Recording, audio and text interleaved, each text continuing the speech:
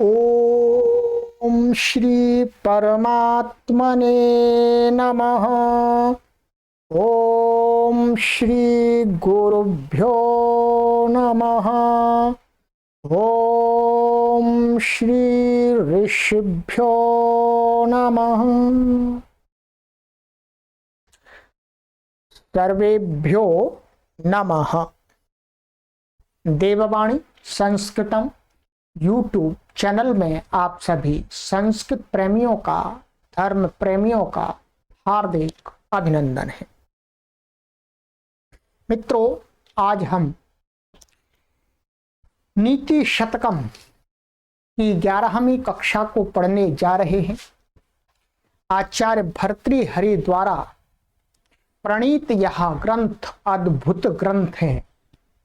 प्रत्येक व्यक्ति को इस ग्रंथ को पढ़ करके नीतियों को सीखना चाहिए। जीवन को कैसे जीना है, इस कला को आचार्य भर्तृहरि द्वारा प्रणीत नीति शतकम ग्रंथ से सीखना चाहिए। आइए मित्रों, आज नीति शतकम की हम 11वीं कक्षा को पढ़ने जा रहे हैं।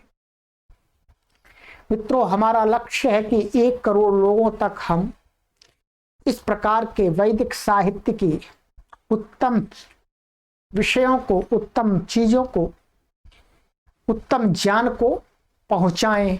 तदर्थ आपसे निवेदन किया जाता है कि सबसे पहले आप देववाणी संस्कृतम यूट्यूब चैनल को सब्सक्राइब कीजिएगा।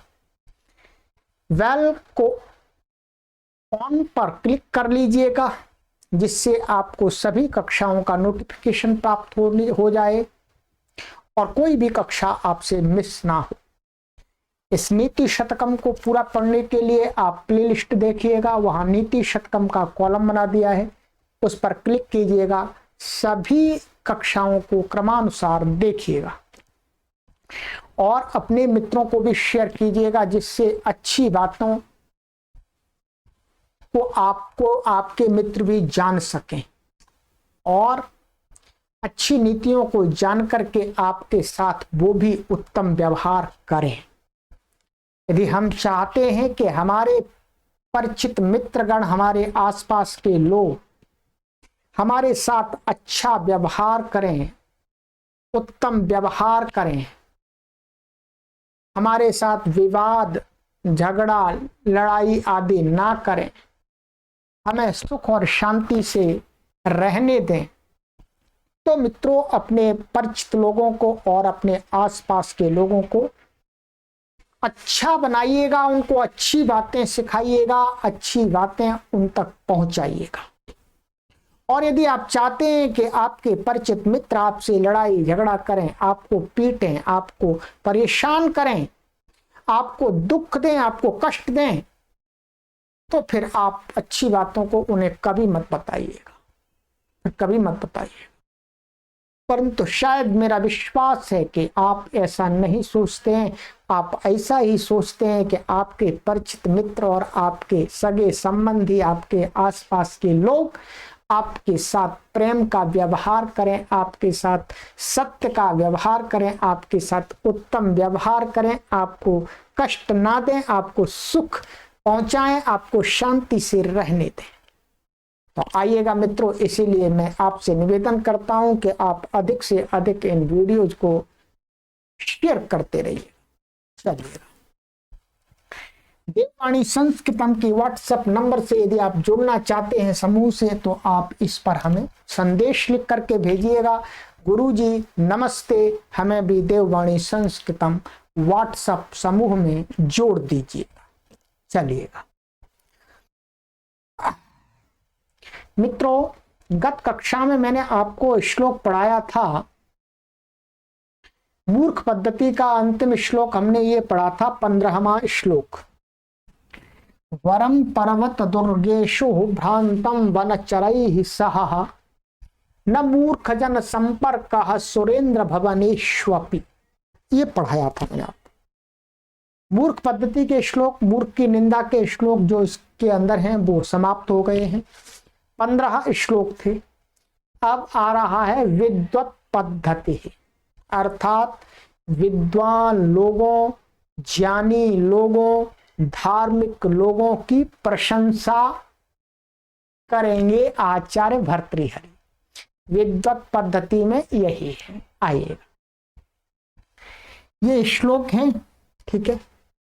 और इसमें आपका शार्दूल विक्रीडित छंद का प्रयोग हुआ है यहां पर, ठीक है। चलिए श्लोक करते पढ़ते हैं, क्या कहते हैं आचार्य भर्तृहरि।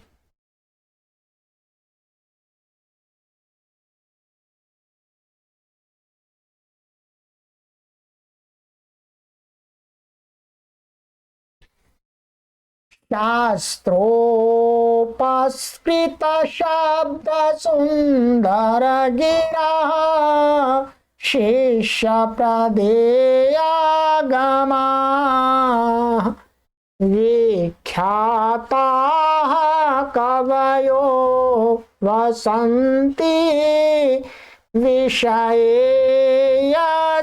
प्रभोर्निर्धना जाड्यं वसुधाधिपस्य कवयस्त्वर्थं विनापीश्वराः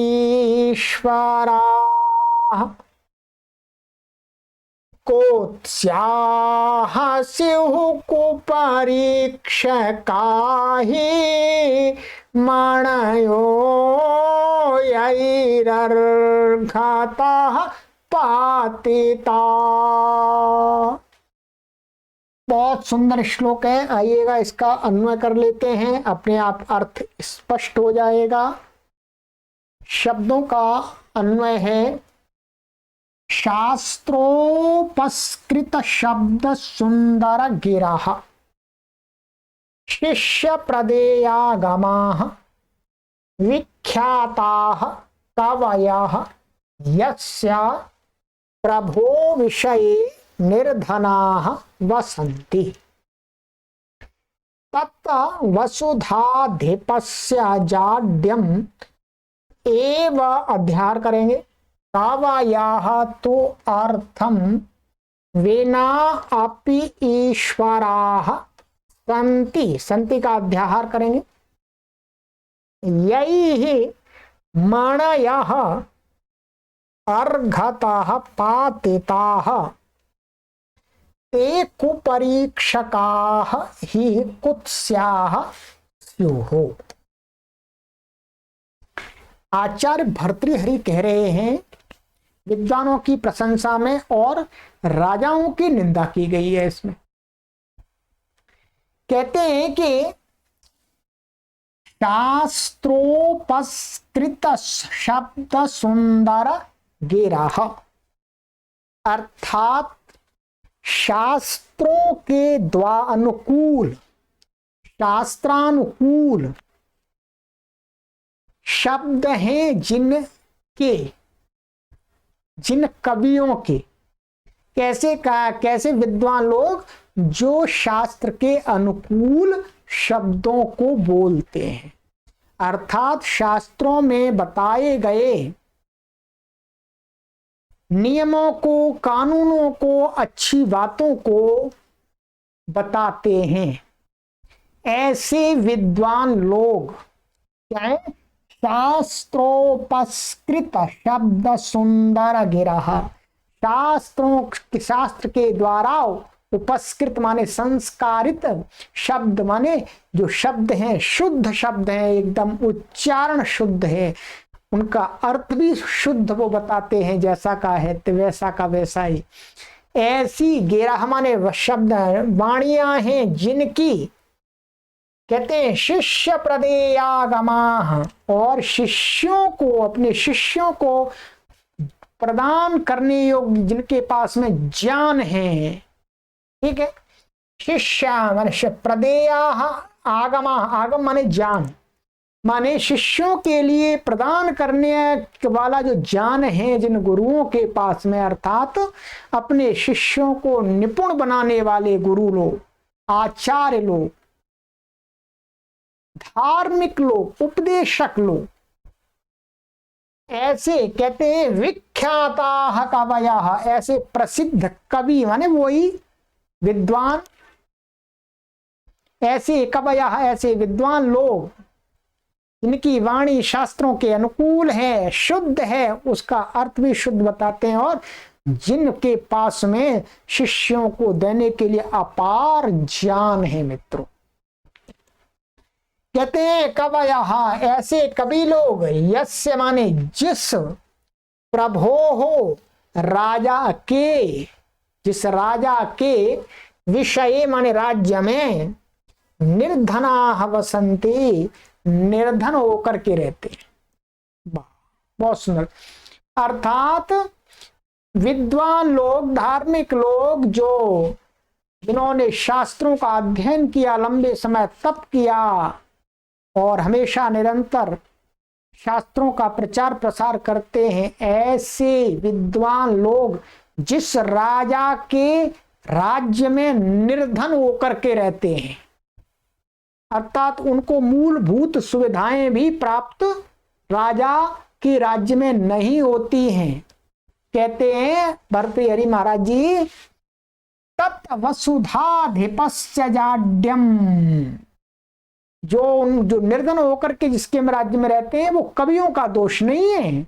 वो कहते हैं वो तो उस तत्व माने वह जो मूर्खता है, जाड्यम माने मूर्खता है, वो वसुधाधिपस्य माने राजा की है, कि राजा अपने राज्य में रहने वाले विद्वानों को इतना भी नहीं सुख सुविधा सामग्री उपलब्ध करा पाता है कि विद्वान लोग ठीक से अपना जीवन यापन कर सकें। ये तो निंदा, मूर्खता ये किसकी है? राजा की है, विद्वानों की नहीं है।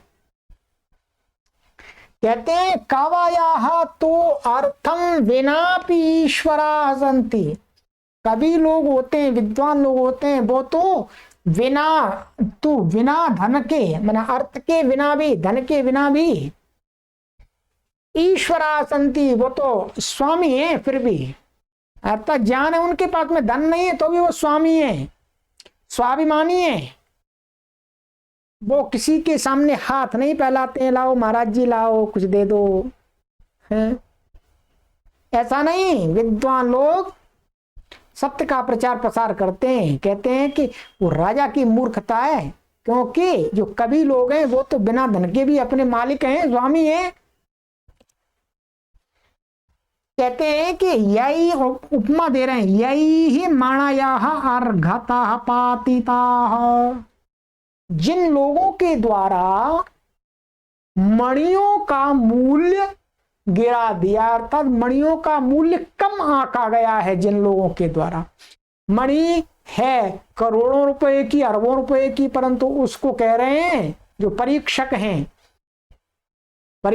अर्थात जो सोने आदि चांदी आदि का कार्य करने वाले लोग हैं, तो वो लोगों को ठगने के लिए कहते हैं अरे मणि तो वैसी है, खराब मणि है, अच्छी मणि नहीं है।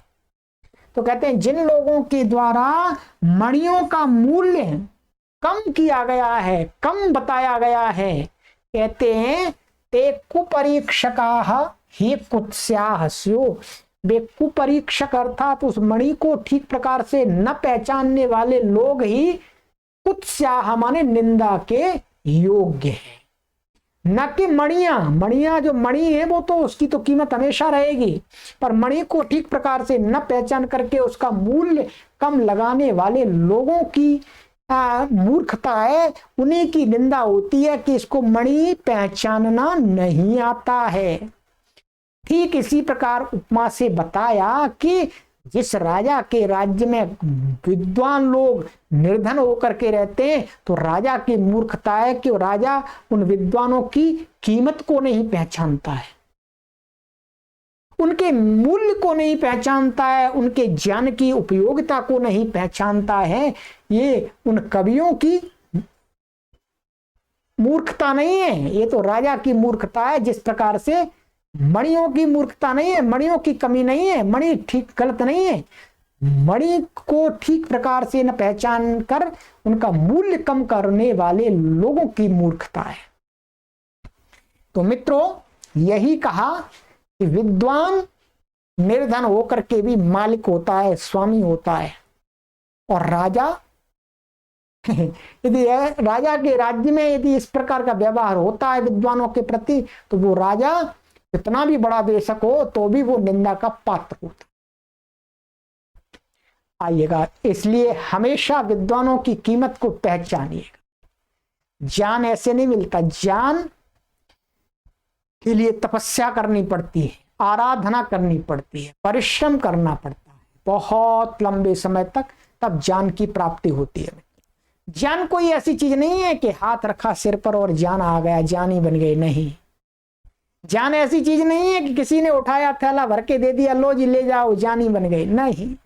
इसके लिए तप करना पड़ता है, मेहनत करनी पड़ती है, घूम घूम करके गुरुओं के चरणों में सेवा करनी पड़ती है, तब जाकर के ज्ञान की प्राप्ति होती है मित्रों। और आइएगा, भर्तृहरि का श्लोक हमें यही सिखाता। चलिएगा,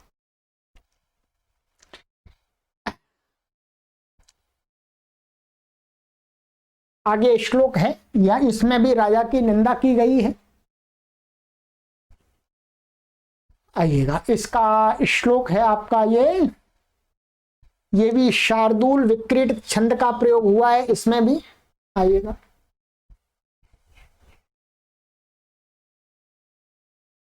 हाँ, चलिएगा, दोनों का व्याकरण हम एक साथ देख लेंगे। आइए, हर्तुर्याति न गोचरम किमपि संपोष्टाति यत् सर्वदा प्यर्थेभ्यः प्रतिपाद्यमानमनिशं प्राप्नोति विद्धिं पराम् कल्पान्तेष्वपि न प्रयाति निधनं विद्याख्यमन्तर्धनं येषां तान् प्रतिमानमुज्झत नृपाः कस्तैः सह स्पर्धते। 17वां श्लोक है, ठीक है। आइएगा, अन्वय कर लेते हैं। अन्वय, हे ये अध्याय के नृपाः तान प्रति मानम उज्झत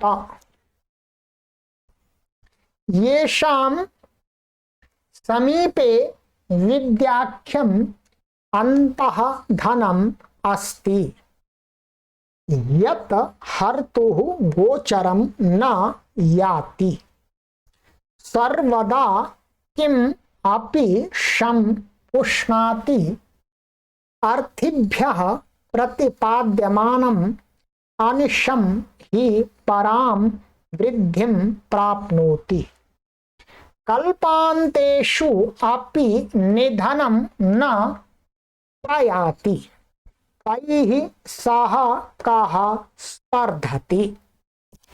बहुत सुंदर, विद्वानों की इसमें प्रशंसा की गई है और राजाओं की निंदा की गई।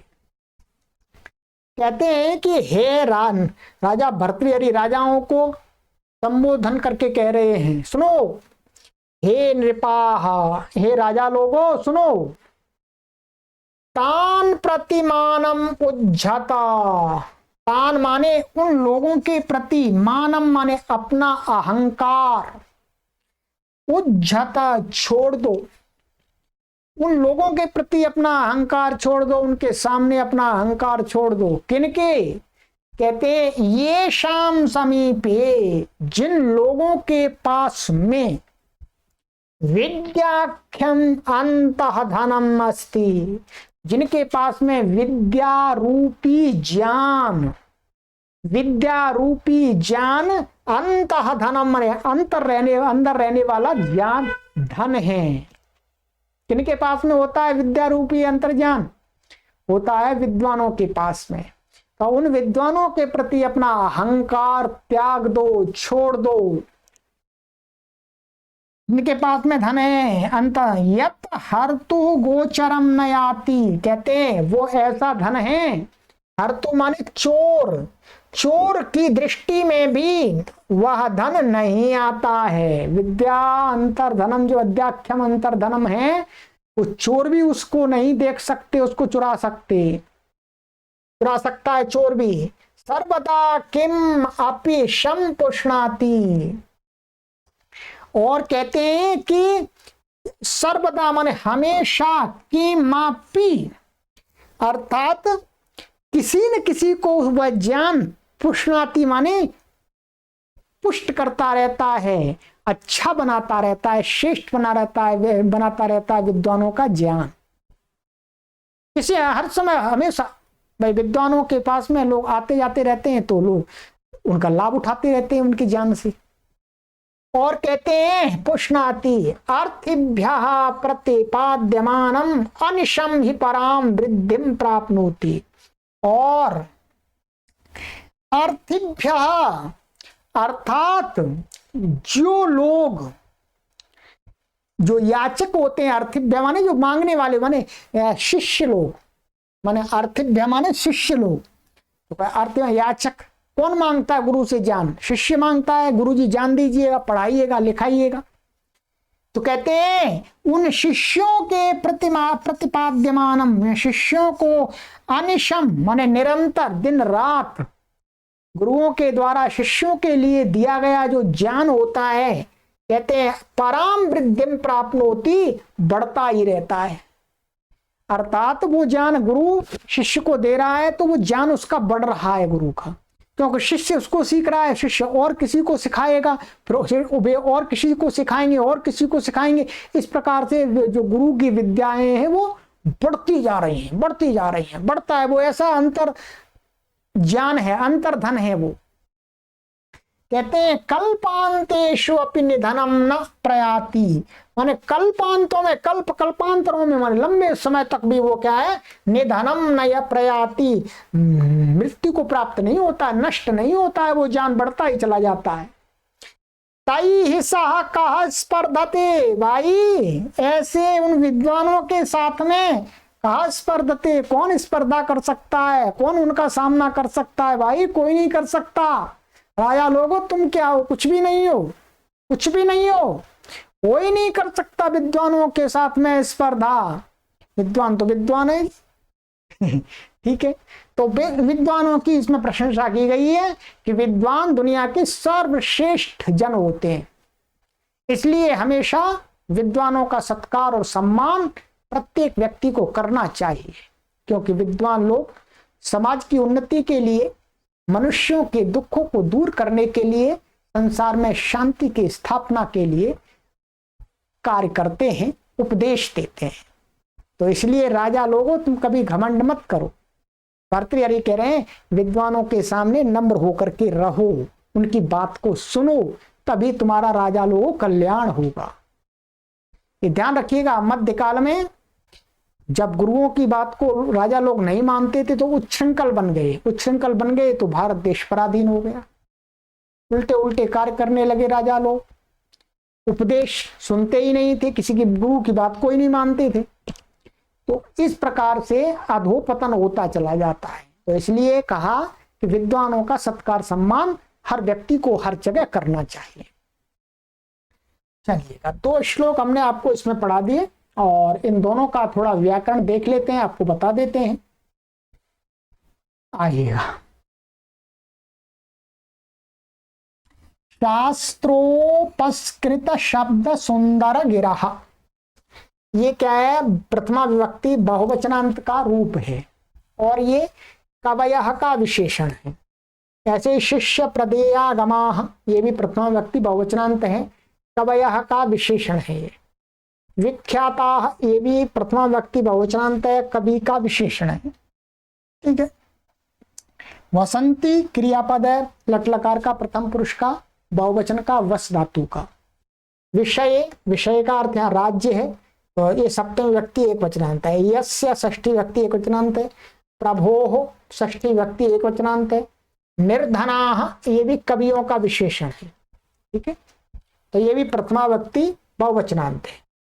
तज्जाड्यम, ठीक है, तो तत्जाड्यम यहाँ संधि हो रही है स्तोष्णश्चु, ठीक है। वसुधाधिपस्य, ये षष्ठी व्यक्ति एक वचनांत है, और ये प्रभो, ये राजा, राजा का विशेषण है। कवयः प्रथमा व्यक्ति बहुवचनांतम। तू अर्थम, तो एकोणची लग गया है, ठीक है, एकोणची लग गया। और अर्थम, विना, विना के साथ में द्वितीय हो गई है अर्थम में। अपि, अपि अकासवर्ण दीर्घ हो गया है। और ईश्वराः, यहाँ पर भी अकासवर्ण दीर्घ हो गया है। ये भी प्रथमा व्यक्ति बहुवचनांत है, ये भी कवि का विशेषण है। कुत्स्याः, ये प्रथमा व्यक्ति बहुवचनांत है। स्युः, ये विधिलिंग लकार का अस धातु का बहुवचन का है, प्रथम पुरुष का। उपरीक्षकाः ही, यहाँ पर विसर्ग था, विसर्ग का लोप हो जाता है, ठीक है। यहाँ पर भो, भगो, अगो, अपूर्वस्य योषी से यह होकर के लोपा शाकल्य से वो हली सर्वेशम से क्या है, यका या विसर्ग को, रू को यह होकर के उसका लोप हो जाता है, तो कुपरीक्षका ही ऐसा संधि हुई है, ठीक है। भो, भगो, अगो, अपूर्वस्य योषी और हली सर्वे सम। माणय ही अव्ययपद है। माणय था तो हसी चलक गया, तो हो गया, ठीक है, प्रथमा व्यक्ति बहुवचनांत है। यही अर्घता, ये तृतीय व्यक्ति बहुवचनांत अर्घता, ये अव्ययपद है, तो ये तसी प्रत्यांत है। पातिताः, ये प्रथमा व्यक्ति बहुवचनांत है, मणियों का विशेषण है, ये क्रिया विशेषण। चलिएगा, ये हो गया आपका समास। इसमें यहां पर दिया है, यहीं दिखा देते हैं, आपको ठीक से समझ में आ जाएगा, ये देख लीजिएगा। शास्त्रोपस्कृत शब्द सुंदर ग्रह में शास्त्रैः उपस्कृतः शास्त्रोपस्कृतः, ये तृतीय तत्पुरुष समास हो गए। फिर तो शास्त्रो, फिर है यहाँ पर ये शास्त्रोपस्कृतैः शब्दैः सुंदर्याः गिराः येषां शास्त्रोपस्कृत शब्द सुंदर गिराः, ये फिर बहुब्री समास हो गया इसमें यहाँ पर, ठीक है। माने सुंदर माने शास्त्रों के द्वारा, तैहि माने शास्त्रों से उपस्कृत जो शब्द हैं, उन शब्दों से सुंदर वाणियां हैं जिनकी, माने जिनका प्रवचन है, ठीक है, वो शास्त्र सुंदर, शास्त्रोपस्कृत शब्द सुंदर गिरः। द्वितीय, दूसरा है शिष्येभ्यः प्रदेयाः आगमाः येषां ते शिष्य प्रदेयागमाः, शिष्यों के लिए देने योग्य आगम माने ज्ञान है जिनके पास में, वो क्या कहलाते हैं, शिष्य प्रदेयागमाः कवयः। तो ये बहुब्री समास है इसके अंदर, ठीक है। वसुधायाः अधिपः वसुधाधिपः, ये षष्ठी तत्पुरुष समास है। तस्य वसुधाधिपस्य, और सामान्य और तो ये कुछ प्रत्यय आदि का तो जब व्याकरण में आप पढ़ेंगे तो अपने आप आएगा आपको। इसी प्रकार से आगे का श्लोक है, इसमें भी बता रहे हैं।